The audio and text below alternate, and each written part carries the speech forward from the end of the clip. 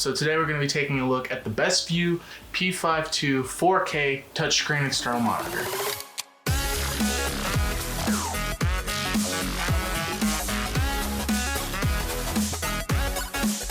So for external monitors, you probably want to have those for bigger camera rigs or cameras that don't have flip out external monitor, or it's rigged up in a certain way in which you can't get a good look or a very convenient look at your monitor so you can actually see what it is that you're filming. Typically for cine rigs such as this, especially with a Blackmagic Pocket Cinema camera, the screen does not flip out like some DSLRs or other consumer-based cameras. So when you have it rigged up with a V-mount or external battery like this, being able to see your actual monitor can be quite difficult. So having an external monitor on your camera rig is imperative for all sorts of different shots or configurations in which it is really cumbersome or potentially inconvenient for being able to review the shot that you're looking at, as well as being able to load different color spaces, filters, and grades or LUTs to see how your footage looks in Rec 2020, Rec 2021 PQ, or just standard 709. Getting straight into it, you want to hold down the power button for a few seconds just to turn it on.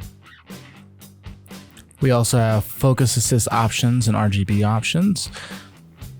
You can also select different colors for your focus assist if you have other things in the way that might interfere and make it difficult, as well as different color spaces as shown here.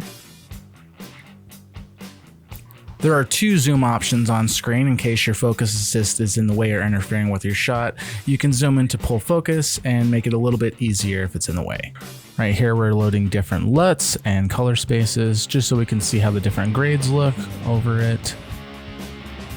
Here we have the different anamorphic D-squeeze options all the way from user to 2x, as well as the aspect ratio guidelines in order to not exceed them. And then we have the different grid options from 2s to 8s.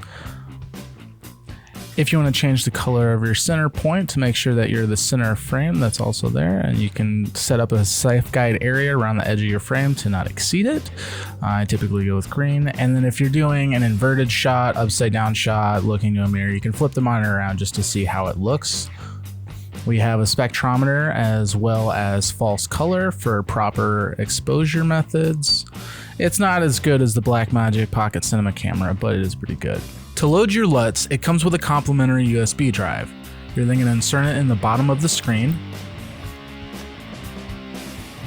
And then you're going to go into the LUT configuration and press Search USB. You will then search your USB for all the LUT files on there. You will then go and select either the individual LUT or the file containing LUTs on your USB drive. After that, you'll select Load All, and it will begin creating check marks along all of the imported files. Once it is finished, you're good to go. It has scroll mounts on the bottom and side of the monitor so you can mount it in various different locations. It has a 4K HDMI as well as a locking battery button so it doesn't fall out. You can adjust the color temperature and sharpness, contrast, saturation, brightness settings in the system configuration. I typically go with the user settings to match my camera.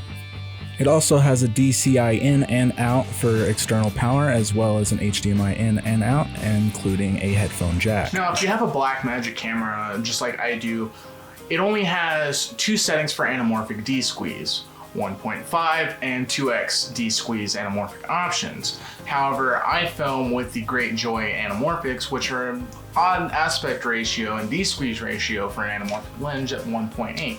So having an external monitor like the Besview gives you more options in terms of aspect ratio as well as D-squeeze ratios for your anamorphic lenses.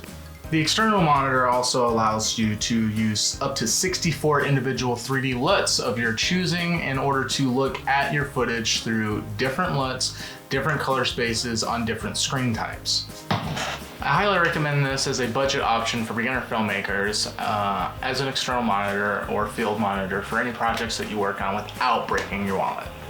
I'll see you guys next time, and thank you for watching.